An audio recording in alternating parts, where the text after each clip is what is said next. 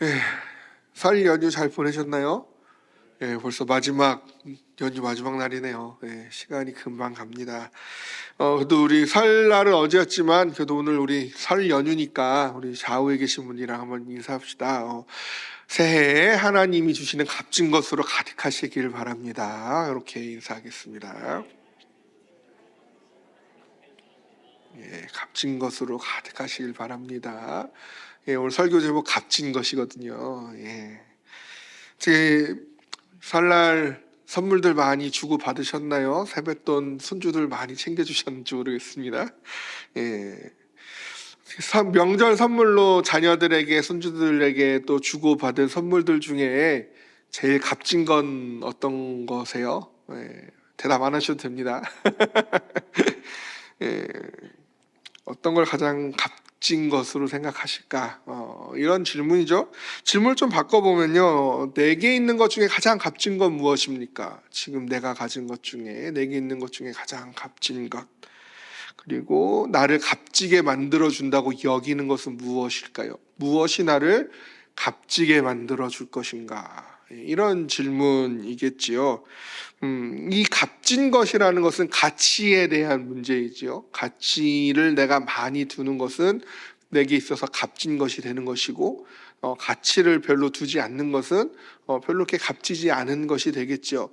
저마다 사람마다 그 가치를 두는 기준과 그 가치를 두는 방법, 그 모든 것들이 다르기 때문에 어떤 이에게는 값진 것이 어떤 이에게는 가치가 없는 것처럼 여겨질 수도 있을 것이고, 어떤 이에게는 하찮게 여기는 것이 어떤 이에게는 매우 소중하고 값진 것으로 여겨질 수도 있을 것입니다.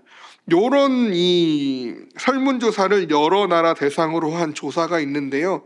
이 여러 나라 사람들에게 인생에서 가장 중요하게 여기는 가치, 그것이 무엇입니까? 라고 물어봤더니 가장 많이 대답한 답변은 가족이라는 답변이 나왔다라는 것이에요. 근데 흥미로운 것은 젊었을 때는 그 가장 가치 있는 것, 가장 인생에 중요한 것을 돈이나 성공, 명예 이런 것들을 얘기하던 사람들이 이 나이가 들수록 40대, 50대, 60대 이렇게 나이가 점점 들어갈수록 더 가족이 가장 소중하다라고 답변한 사람들의 비중이 점차 올라갔다라는 것이죠. 그런데 가족이 가장 값지다라고 말하면서도 요즘 매체나 TV를 보면요, 그렇게 가족 문제가 많이 나와요. 예, 부부의 문제, 부모 자녀 간의 문제, 형제 간의 문제, 숱하게 가족 간의 문제가 매우 많이 나타나는 것을 보게 되어지는 것이죠.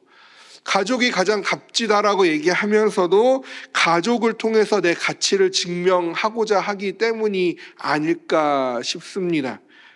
그러니까 이런 거예요. 자녀가 잘 되면 어깨가 펴지죠. 예, 자녀가 기대에 미치지 못하면 위축되죠. 남편이나 아내가 인정받으면 내가 대단한 사람처럼 여겨지고 이런 마음들이겠죠.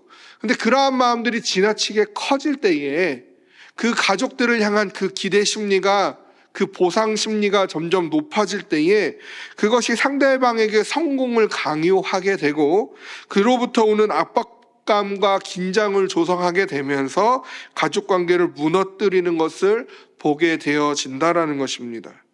아마 이런 일들이 일어나는 이유는 그 가족들의 성공, 그 가족들의 어떠한 성취, 이러한 것들이 나를 가치 있게 여겨준다라고 생각하는 마음에서 비롯된 것이겠지요. 가족이 내게 가장 값지다라고 얘기하지만 그 가족이 값지게 되어지는 것, 세상으로부터의 가치가 높게 평가되는 것이 곧 내가 가치 있는 사람이라고 보여지게 만드는, 나를 단장하는 수단으로서 나의 가족의 그러한 성공을 바라는 그러한 기대와 그 보응의 심리가 작용할 때에 오히려 그것이 지나쳐서 가족 간의 관계를 힘들게 하고 어렵게 하는 경우들이 있다라는 것을 보게 되어진다라는 것이죠. 오늘 본문에서도요, 부부 관계를 빗대어서 두 번에 걸쳐서 가치에 대해서, 값진 것에 대해서 이야기하는 것을 볼 수 있는데요. 먼저 3절 말씀 한번 함께 보겠습니다. 3절 말씀입니다. 너희의 단장은 머리를 꾸미고 금을 차고 아름다운 옷을 입는 외모로 하지 말고. 너희의 단장은 이랬을 때, 여기서 이 단장은, 이 단장이라는 뜻은요, 질서, 조화, 아름다움, 이런 것을 뜻하는 단어예요. 이 당시에 이 성경이 쓰여졌던 1세기 이 로마 사회지요. 이 1세기 로마 사회의 상류층 여성들은 자신을 화려하게 꾸미는 것을 선호하였습니다. 온갖 금으로 머리를 장식하고 아름다운 옷과 값비싼 보석을 치장하는 것을 매우 중요하게 생각했어요. 왜냐하면 그 상류층 여성들이 내가 취한 그러한 금과 보석으로 된 그러한 장신구들, 그리고 내가 입은 그 옷의 품질들, 그러한 것들이 곧 나의 지위와 나의 신분을 드러냈기 때문에 그러한 것이죠. 의복으로부터, 그 다음에 그런 장신구로부터 나의 신분을 드러냈고, 그것이 곧 그들의 아름다움이었고 그 여성들의 정체성이었다라는 것입니다. 그래서 그 금과 아름다운 옷과 그런 화려한 장신구들을 통해서 나는 이런 유명 귀족의 사람이다라는 것을 나타내는 거예요. 내가 사회적으로 이런 위치에 있는 사람이다라는 것을 과시할 수 있는 수단이었다라는 것이죠. 어떻게 오늘 교회 오실 때 단장 좀 하셨습니까? 단장 많이들 이쁘게 하고 오신 것 같은데, 우리의 삶 속에서 우리 단장 많이 하죠. 교회 올 때도 단장하고. 어떤 것들로 주로 단장하십니까? 이왕이면 좀 더 좋은 걸로 단장하고 싶죠. 명품이면 좋겠고, 누가 딱 봐도 오, 이런 차, 이런 옷, 이런 백, 이런 거 있으면 좋겠죠. 금과 보석 안 좋아하시는 분 있습니까?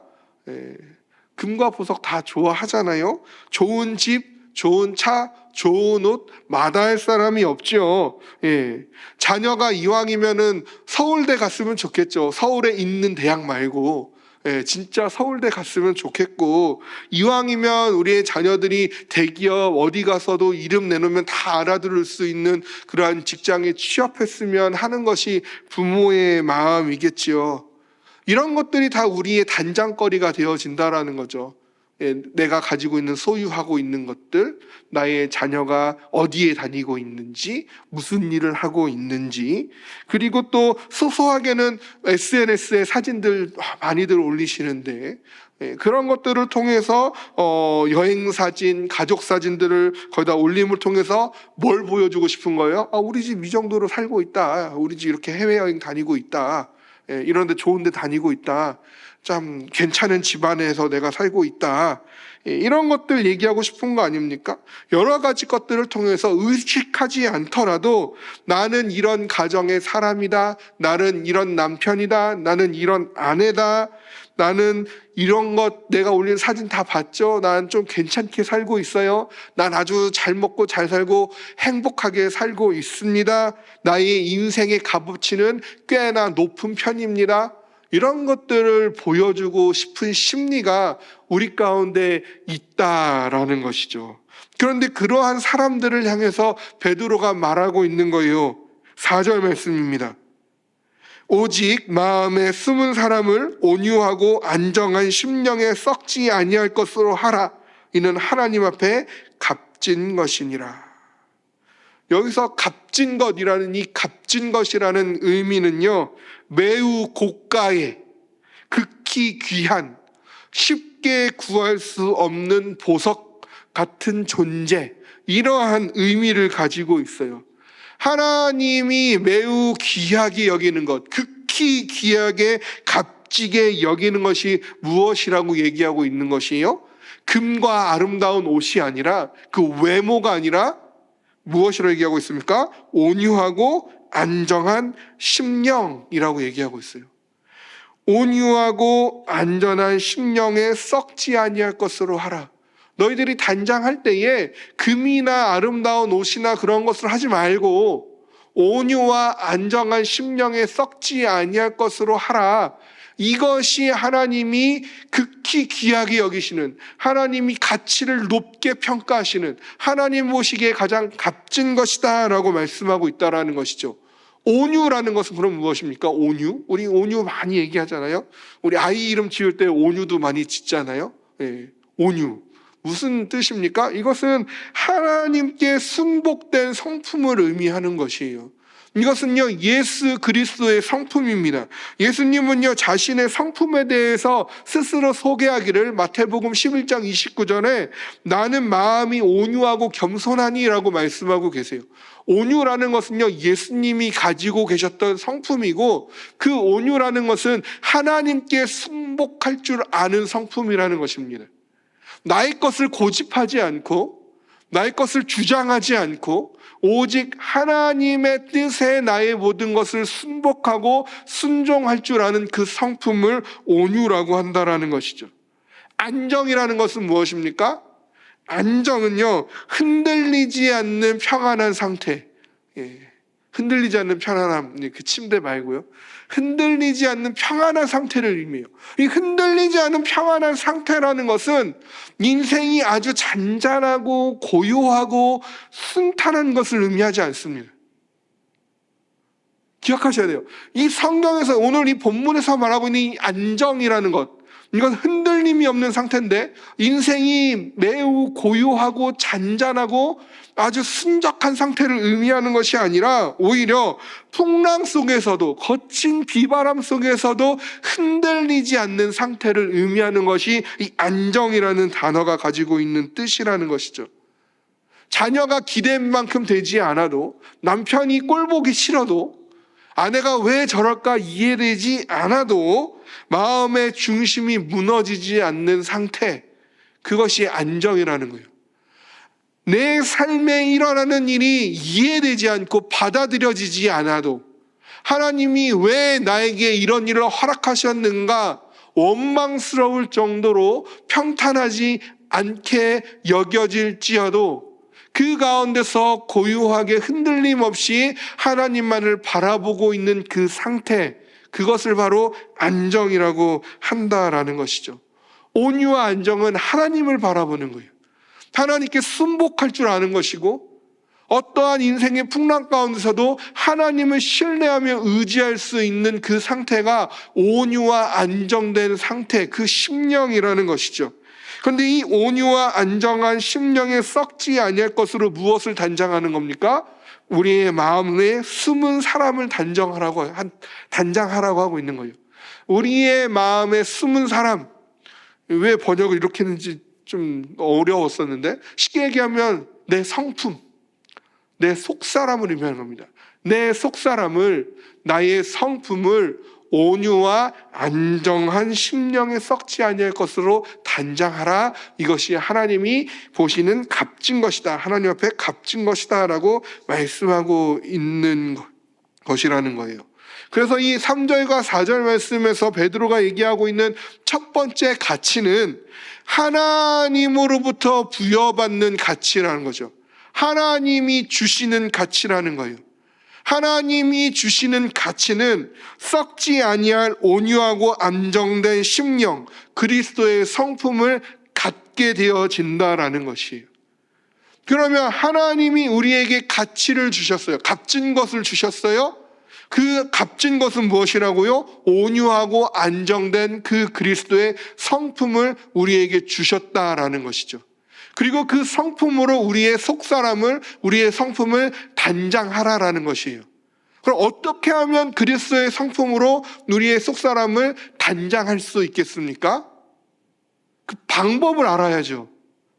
우리가 이미 하고 있는 것들이에요. 우리가 가정을 지켜온 것들, 때로는 너무나 힘겹고 너무나 어려웠지만 그 모진 세월들을 다 견디고 버텨내 가면서 가정을 지켜왔던 그 시간들, 그 가정을 위해서 흘렸던 그 눈물들, 믿지 아니하는 남편, 믿지 아니하는 자녀를, 믿지 아니하는 부모를 마음에 품고 늘 참고 인내해 왔던 그 많은 시간들, 새벽마다 드려왔던 그 기도들, 그 모든 것들을 하나님께서 값지다라고 말씀하고 계시다라는 것이죠.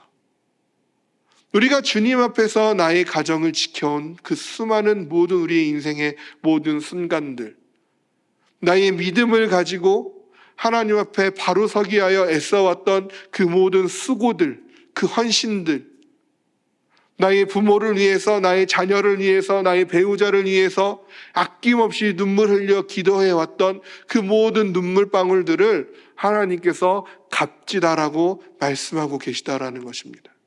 그리스도의 성품을 가지지 아니하면 인내할 수 없고 견딜 수 없고 버틸 수 없고 지켜올 수 없기 때문에, 예수님의 성품을 가지지 아니하면 그 가족을 마음에 품고 기도한다라는 것은 사실 불가능하기 때문에 그러한 줄로 압니다.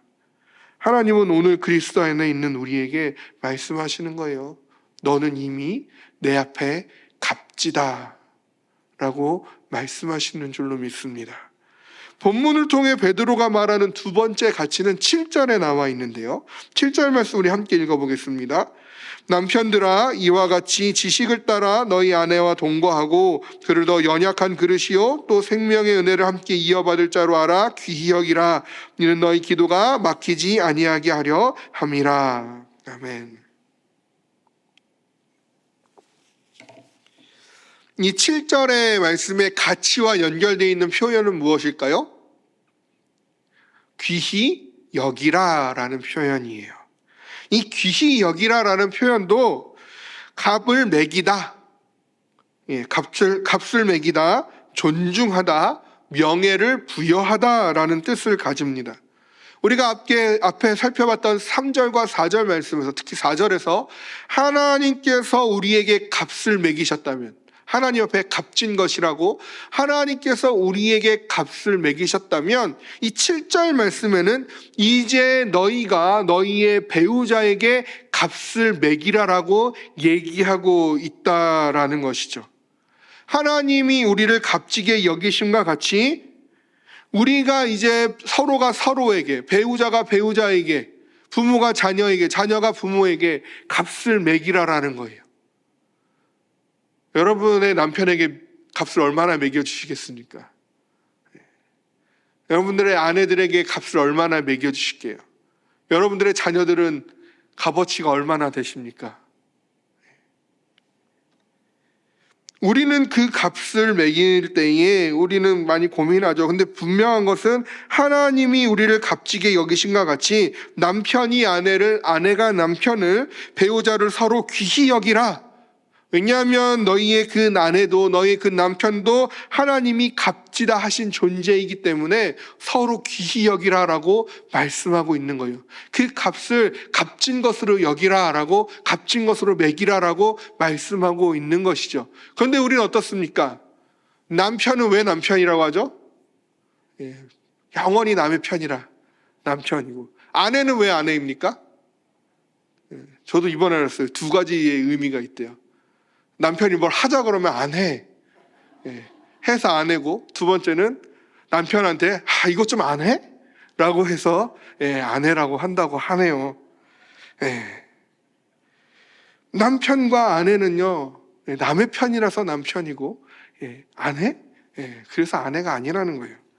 익숙하다는 이유로 함부로 말하고, 오래 살았다라는 것으로 존중을 줄이고, 가까운 사이라고 예의를 생략하기 쉬운 관계가 배우자 관계라고 이야기를 합니다. 그런데 그런 우리들에게 본문은 말씀하고 있는 거죠. 하나님이 값지게 여기는 남편을, 하나님이 값지게 여기는 아내를 귀히 여기라, 귀히 여기라, 값지게 여기라라고 말씀하고 있는 것입니다. 왜 값지게 여겨야 할까요? 왜 서로를 귀히 여겨야 할까요? 그 이유에 대해서 7절 마지막은 이렇게 얘기해요. 이는 너희 기도가 막히지 아니하게 하려 함이라. 여기서 막히다라는 것은요, 길 가운데를 막아서다, 진행 방향 중간에 끼어들므로 그 진로를 방해하다라는 뜻을 가지고 있어요. 가고자 하는 방향을 완전히 막아서는 것을 얘기하고 있는 것이죠. 이와 똑같은 단어가 성경의 다른 곳에 2번 정도 사용되었는데, 언제 사용되었냐면 사도 바울이 데살로니가 교회에 가려고 하는 것을 사단이 막았을 때, 그때에 쓰인 단어가 이 단어이고, 역시 사도 바울이 로마 교회로 가려고 했던 것이 막혔을 때 사용된 동사가 바로 이 동사입니다. 이는 너희의 기도가 막히지 않게 하려 함이라. 이것을 유념했을 때 우리가 남편을, 우리가 아내를 서로 귀하게 여기지 않으면 기도가 막힌다 라고 얘기하고 있는 것이에요. 하나님이 가치 있다, 값지다라고 여긴 배우자를 귀히 여기지 않으면 하나님의 뜻이, 하나님의 일하심이 그 가정 가운데 흐르지 않고 막힌다라는 것과 연결되어지는 그러한 말씀을 하고 계시다라는 것이에요. 배우자를 서로 귀히 여기지 아니하면 하나님과 깊이 교제할 수 없다라는 말씀입니다. 내 삶에 하나님과의 깊은 교제가 일어나기 위해서는 하나님이 내게 주신 그 배우자를 귀히 여길 줄 알아야 한다라는 것이에요. 아담 어떻습니까? 하나님이 맨 처음에 하와를 만들어줬을 때 뭐라고 극찬했어요? 이는 내 뼈 중에 뼈요 살 중에 살이라고 얘기했어요. 근데 하나님이 질책하고 훈계하고 심판의 자리에 서니까 뭐라고 얘기합니까? 하나님이 내게 주신 저 여자라고 얘기했어요. 서로 귀히 여기지 않으면, 서로 값지게 여기지 않으면 하나님과의 관계 또한 막힐 수 있다는 것을 우리는 기억해야 하는 것입니다. 우리의 가정이 하나님이 일하시는 가정이 되기 위해서, 우리의 가정이 성령으로 충만한 가정, 예수 그리스도 안에 거하는 가정이 되는 것은 배우자를 귀히 여기는 것, 부모를 귀히 여기는 것, 자녀를 귀히 여기는 것부터 시작되어진다라는 것입니다. 이런 의미에서 오늘 본문은 우리에게 2가지의 가치를 이야기해주고 있는 것이에요. 첫 번째는 하나님께서 우리의 가족들을 값지게 여기신다라는 것. 그 값지게 여기는 대상에 남편이 제외되지 않고 아내가 예외이지 않다라는 것이죠. 하나님이 우리에게 가장 값진 존재로서 배우자를 허락해 주셨다라는 것. 그렇기 때문에 우리는 서로를 귀히 여겨야 한다라는 것, 값지게 여겨야 한다라는 것, 이 2가지의 가치를 오늘 본문은 우리에게 말씀해 주고 있는 것입니다. 그러니까 결국 가정이라는 것은, 가족이라는 것은 하나님께서 값지게 여기신 사람들이 서로 존중하며 서로 귀히 여기며 사는 곳이 바로 가정이라는 공동체라는 것이에요. 이 가정은 겉으로 단장한다고 해서 형통케 되는 것이 아니라는 것입니다. 그 가족의 구성원이 어떤 대학을 나왔느냐, 어떤 직장을 다니느냐, 연봉이 어떻게 되느냐, 어떠한 집에 살고 있느냐, 겉으로 보이는 것으로 그 가족을, 그 가정을 단장하는 것이 중요한 게 아니라는 거예요. 그것들은 언젠가 썩어 없어질 것들이고, 그것들은 가정을 흔들리지 아니하도록 잡아줄 수 없는 것들이라는 것이죠. 귀한 것은 무엇입니까? 그리스도의 온유와 그 안정으로 속사람이 단장된 가정, 그 가정이 비로소 평안 위에 하나님 앞에 세워져가는 가정이 될 수 있다라는 것입니다. 이제 말씀을 적용해야겠죠. 오늘 가정에 가셔서 아내의 손을 잡고 남편의 손을 잡고 꽉 안아주면서 당신은 하나님 앞에 값진 존재예요, 라고 말씀해 주십시오. 저도 가서 해야죠. 당신은 내게 귀한 존재입니다, 라고 말씀해 주는 거예요. 그렇게 표현하는 거예요. 그리고 배우자를 위해 기도하는 시간을 갖는 겁니다. 혹 믿음을 가지지 못한 배우자라면 더 축복하며 더 기도하고 더 온유함으로 대해주시기를 바랍니다. 내 안을 예수 그리스도의 성품으로 단장하기를 힘쓰고 배우자를 귀히 여기며 기도하기 시작할 때에 우리를 값지다 하신 하나님께서 우리의 가정이 값진 가정이 되도록 일하기 시작해 주실 줄로 믿습니다.